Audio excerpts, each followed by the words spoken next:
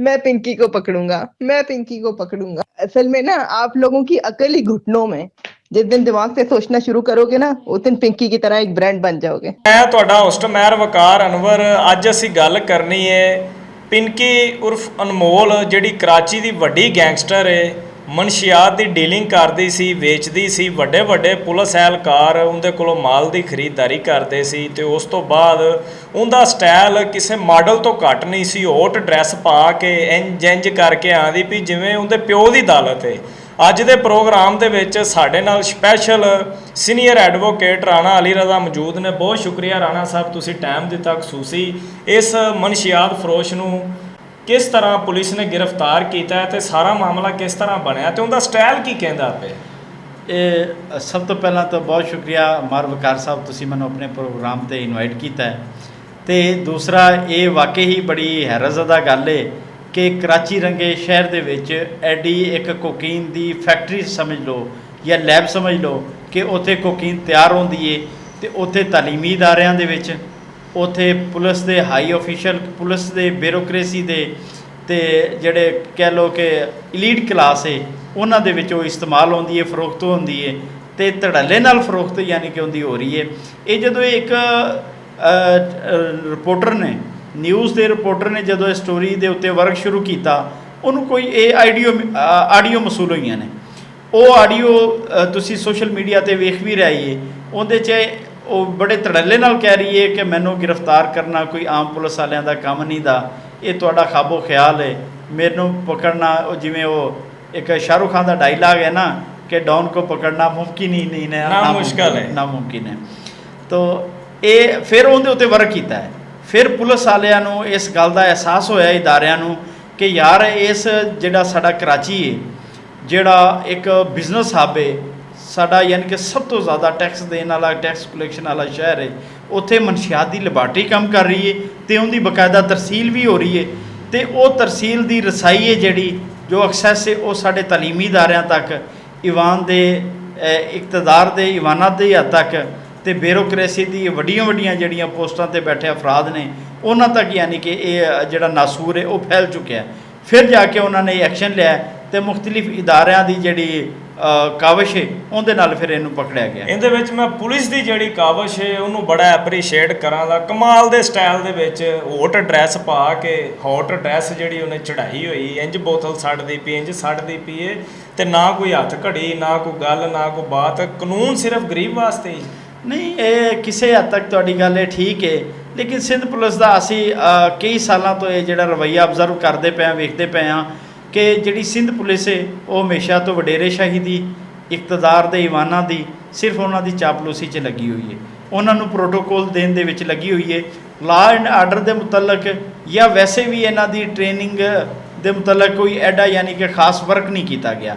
ਜਿਹੜਾ ਇਹ ਵਾਲਾ ਪ੍ਰੋਟੋਕੋਲ ਵਾਲੀ ਗੱਲ ਹੈ ਇਹ ਬਿਲਕੁਲ ਇੰਝ। ਲੇਕਿਨ ਇਹ ਗੱਲ ਹੈ, ਮੈਂ ਤੁਹਾਡੇ ਪਲੇਟਫਾਰਮ ਤੋਂ ਮੈਂ ਨਾਜ਼ਰੀਨ ਨੂੰ ਦੱਸ ਦਿਆਂ ਕਿ ਸੁਪਰੀਮ ਕੋਰਟ ਦੀਆਂ ਮੁਤੱਦਦ ਰੂਲਿੰਗ ਨੇ, ਉਹਨੇ ਜਜਮੈਂਟਾਂ ਦਿੱਤੀਆਂ ਹੋਈਆਂ ਨੇ ਇਸ ਚੀਜ਼ ਦੇ ਮੁਤਲਕ ਕਿ ਜਿਹੜੀ ਲੇਡੀ ਅਕਿਊਜ਼ ਹੈ ਉਹਨੂੰ ਹੈਂਡਕਫ ਜਾਂ ਤੁਸੀਂ ਇਹ ਕਹਿ ਲਓ ਕਿ ਹੱਥਕੜੀ ਨਹੀਂ ਪਾਈ ਜਾਏਗੀ, ਉਹਨੂੰ ਲੇਡੀ ਕਾਂਸਟੇਬਲ ਆਪਣੀ ਸੋਸ਼ਲ ਮੀਡੀਆ ਤਾਂ ਇਸ ਗੱਲ 'ਤੇ ਭਰਿਆ ਪਿਆ, ਤਨਕੀਦ ਤੇ ਤਨਕੀਦ, ਤਨਕੀਦ ਤੇ ਤਨਕੀਦ ਹੁੰਦੀ ਪਈ। ਇਹ ਸੀਨ ਕੀ ਨਹੀਂ, ਉਹਨੂੰ ਕਿਉਂਕਿ ਜਿਹੜੀ ਇਹ ਅਨਮੋਲ ਉਰਫ ਪਿੰਕੀ ਹੈ, ਇਹਨੂੰ ਜਿਹੜਾ ਉਹਦਾ ਤਰੀਕਾਕਾਰ ਸੀ ਉਹਦੇ ਮੁਤਾਬਕ ਇਹ ਸੀ ਕਿ ਇਹਨੂੰ ਬਤੌਰ ਮੁਲਜ਼ਮਾਂ ਨਹੀਂ ਪੇਸ਼ ਕੀਤਾ ਜਾ ਰਿਹਾ।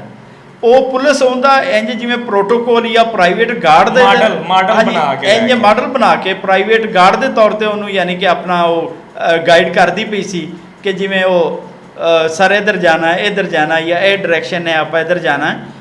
ਹਾਲਾਂਕਿ ਕਾਨੂੰਨ ਇਹ ਕਹਿੰਦਾ ਹੈ ਕਿ ਮੁਲਜ਼ਮ ਨੂੰ ਇਸ ਤਰੀਕੇ ਨਾਲ ਟਰੀਟ ਕੀਤਾ ਜਾਏ ਕਿ ਉਹਨੂੰ ਇਸ ਗੱਲ ਦੀ ਸ਼ਰਮਿੰਦਗੀ ਹੋਣੀ ਚਾਹੀਦੀ ਹੈ ਕਿ ਮੈਂ ਕੋਈ ਜੁਰਮ ਕੀਤਾ। ਇੱਕ ਹੋਰ ਇਹਦੇ ਵਿੱਚ ਗੱਲ ਹੈ ਕਿ ਲਾਹੌਰ ਦੇ ਵਿੱਚੋਂ ਸਪੈਸ਼ਲ ਮਾਲ ਪੈਕ ਹੋ ਕੇ ਜਾਂਦਾ ਸੀ, ਉਸ ਤੋਂ ਬਾਅਦ ਇੱਕ ਰੈਡਰ ਆਉਂਦਾ ਸੀ, ਅੱਗੋਂ ਰਿਸੀਵ ਕਰਦਾ ਸੀ, ਫਿਰ ਉਹ ਲੈ ਕੇ ਜਾਂਦਾ ਸੀ, ਫਿਰ ਮਾਲ ਸਪਲਾਈ ਹੁੰਦਾ ਸੀ। ਇਹ ਫੜਿਆ ਕਿਉਂ ਨਹੀਂ ਗਿਆ ਅਜੇ ਤੱਕ? ਇਹ ਦਰਅਸਲ ਜਦੋਂ ਹੁਣ ਇਹ ਚੀਜ਼ਾਂ ਸਾਰੀਆਂ ਖੁੱਲੀਆਂ ਨੇ, ਇਨਵੈਸਟੀਗੇਸ਼ਨ ਵਿੱਚ ਆਈਆਂ ਨੇ ਅਤੇ ਚੀਜ਼ਾਂ ਪਤਾ ਲੱਗੀਆਂ ਨੇ ਕਿ ਇੱਕ ਤਾਂ ਇਹ ਕੋਕੇਨ ਖੁਦ ਤਿਆਰ ਕਰਦੀ ਹੈ, ਫਿਰ ਉਹਦੀ ਮਿਲਾਵਟ ਨਾਲ ਇੱਕ ਇਹ ਆਲਾ ਕਿਸਮ ਦੀ ਸ਼ਰਾਬ ਤਿਆਰ ਕਰਦੀ ਹੈ, ਜਿਹੜਾ ਕਿ ਇਲੀਟ ਕਲਾਸ ਦਾ ਤਬਕਾ ਜਾਂ ਬਹੁਤ ਜ਼ਿਆਦਾ ਪੈਸੇ ਵਾਲੇ ਲੋਕ, ਅਯਾਸ਼ ਲੋਕ ਨੇ, ਉਹ ਇਹਨੂੰ ਇਸਤੇਮਾਲ ਕਰਦੇ ਨੇ, ਕਿਉਂਕਿ ਇਹ ਆਮ ਲੋਕਾਂ ਦੇ ਇਸਤੇਮਾਲ ਦੀ ਚੀਜ਼ ਹੀ ਨਹੀਂ ਹੈ ਜਾਂ ਆਮ ਨਸ਼ਾ ਕਰਨ ਵਾਲਿਆਂ ਦੀ ਐਕਸੈਸ ਨਹੀਂ ਹੈ। ਦੂਸਰਾ ਇਹ ਆ ਕਿ ਇਹ ਜਿਹੜਾ ਰੈਕਟ ਹੈ ਇਹ ਇਸਲਾਮਾਬਾਦ, कराची ਤੇ ਲਾਹੌਰ ਦੇ ਵਿੱਚ ਆਪਣੀ ਸਪਲਾਈ ਦਾ ਕੰਮ ਕਰਦਾ ਸੀ। ਇਹ ਮੁxtਲਿਫ ਇਹਨੇ ਆਪਣੀਆਂ ਲੈਬਾਰਟਰੀਆਂ ਛੋਟੀਆਂ ਬਣਾਈਆਂ ਸੀ ਜਿੰਦੇ 'ਚ ਇਹ ਕੋਕੇਨ ਤੇ ਸ਼ਰਾਬ ਤਿਆਰ ਕਰਦੀ ਸੀ। ਜਿਹੜੇ ਬਾਈਕਾਂ ਦੇ ਰਾਈਡਰ ਵਗੈਰਾ ਹੁੰਦੇ ਨੇ ਇਹ ਐਜ਼ ਅ ਡਿਲੀਵਰੀ ਮੈਨ ਯਾਨੀ ਕਿ ਕੰਮ ਕਰਦੇ ਸੀ, ਉਹਨਾਂ ਨੂੰ ਡਿਲੀਵਰੀ ਦਿੱਤੀ ਜਾਂਦੀ ਸੀ, ਐਡਰੈਸ ਨੋਟ ਕਰਵਾਇਆ ਜਾਂਦਾ ਸੀ, ਉੱਥੇ ਉਹ ਡਿਲੀਵਰ ਕਰ ਦਿੰਦੇ ਸੀ। ਤੇ ਇਹਦੇ ਵਿੱਚ ਇੱਕ ਹੋਰ ਜਿਹੜੀ ਗੱਲ ਹੈ ਉਹ ਰਿਕਾਰਡਿੰਗ ਜਿਹੜੀ ਸਾਹਮਣੇ ਆਉਂਦੀ ਵੀ ਪੁਲਿਸ ਨੂੰ ਸਰੇਆਮ ਧਮਕੀਆਂ ਦਿੱਤੀਆਂ ਜਾਂਦੀਆਂ ਪਈਆਂ ਨੇ, ਲਓ ਜੀ ਤੁਸੀਂ ਫੜ ਕੇ ਵਹਾਓ। ਫਿਰ ਲਾਹੌਰ ਦੇ ਵਿੱਚ ਅੱਜ ਤੋਂ ਕੋਈ ਸਾਲ ਪਹਿਲੇ ਇੱਕ ਪੁਲਿਸ ਵਾਲੇ ਨੇ ਇਹਨੂੰ ਫੜਿਆ, ਉਹਨੂੰ ਇਹਨੇ ਪੈਸੇ ਵੀ ਦਿੱਤੇ, ਉਹਦੇ ਨਾਲ ਬਕਾਇਦਾ ਇਹਨੇ ਵਿਆਹ ਵੀ ਕੀਤਾ ਹੈ, ਫਿਰ ਉਹਨੂੰ ਆਪਦੇ ਹੱਥ ਵਿੱਚ ਕੀਤਾ DSP ਨੂੰ। ਉਸ ਤੋਂ ਬਾਅਦ ਇਹ ਕੰਮ ਸ਼ੁਰੂ ਹੋਇਆ। ਦਰਅਸਲ ਜਿਹੜਾ ਇਹ ਸੁਣਨ 'ਚ ਆਇਆ ਮੁxtਲਿਫ ਨਿਊਜ਼ ਦੇ ਸੋਰਸਿਸ ਨਾਲ ਕਿ ਇਹ 2020 ਦੇ ਵਿੱਚ ਲਾਹੌਰੋਂ ਪਕੜੀ ਹੋਈ ਸੀ। ਉਦੋਂ 7 ਕਰੋੜ ਰੁਪਏ 'ਚ ਇਹਦੀ ਡੀਲ ਹੋਈ ਸੀ ਤੇ ਇਹਨੇ 7 ਕਰੋੜ ਰੁਪਏ ਦੇ ਕੇ ਆਪਣੀ ਜਾਨ ਛੁਡਵਾਈ ਸੀ। ਤੇ ਦੂਸਰਾ ਇਹ ਆ ਕਿ ਜਦੋਂ ਕੋਈ ਵੀ ਇੱਕ ਆਮ ਬੰਦਾ ਹੈ ਨਾ, ਉਹ ਅਗਰ ਪੁਲਿਸ ਨੂੰ ਵੇਖਦਾ ਹੈ ਤੇ ਉਹਦੇ 'ਤੇ ਇੱਕ ਬਿਲਾ ਵਜ੍ਹਾ ਦਾ ਖੌਫ ਤਾਰੀ ਹੋ ਜਾਂਦਾ ਹੈ। ਇਹ ਪੁਲਿਸ ਨੂੰ ਧਮਕੀ, SHO ਨੂੰ, DSP ਨੂੰ ਜਾਂ ਇਦਾਰੇ ਨੂੰ ਜਦੋਂ ਧਮਕੀ ਲਾਉਂਦਾ ਬੰਦਾ, ਉਹਦੇ 'ਚ ਫਿਰ ਦੋ ਚੀਜ਼ਾਂ ਹੌਸਲਾ ਪੈਦਾ ਕਰਦੀਆਂ ਨੇ। ਇੱਕ ਤਾਂ ਪੈਸੇ ਦੀ ਜਿਹੜੀ ਚਮਕ ਹੈ, ਉਹਨੂੰ ਪਤਾ ਹੈ ਕਿ ਮੇਰੇ ਕੋਲ ਬਹੁਤ ਜ਼ਿਆਦਾ ਪੈਸਾ ਹੈ, ਮੈਂ ਇਹਨਾਂ ਨੂੰ ਖਰੀਦ ਲਵਾਂਗਾ ਜਾਂ ਮੈਨੇਜ ਕਰ ਲਵਾਂਗਾ। ਦੂਸਰਾ ਹੈ ਕਿ ਪੁਲਿਸ ਦੇ ਜਾਂ ਇਕਤਦਾਰ ਦੇ ਜਿਹੜੇ ਵੱਡੇ ਬੈਠੇ ਹੋਏ ਨੇ, ਉਹਨਾਂ ਦੀ ਜਿਹੜੀ ਆਸ਼ੀਰਵਾਦ ਹੁੰਦੀ ਹੈ ਨਾ, ਜਾਂ ਉਹਨਾਂ ਦੀ ਪੁਸ਼ਤਪਨਾਹੀ ਜਿਹੜੀ ਉਹ ਕਰਦੇ ਨੇ, ਉਹਨਾਂ ਦਾ ਜਿਹੜਾ ਹੱਥ ਹੁੰਦਾ ਹੈ, ਉਹ ਬੰਦੇ 'ਚ ਇਹ ਹੌਸਲਾ ਪੈਦਾ ਕਰਦਾ ਹੈ ਕਿ ਮੈਂ ਕੋਈ ਵੀ ਜਾਇਜ਼ ਨਜਾਇਜ਼ ਕੰਮ ਕਰ ਲਵਾਂਗਾ ਤੇ ਮੈਨੂੰ ਇਹ ਬਚਾ ਲੈਣਗੇ।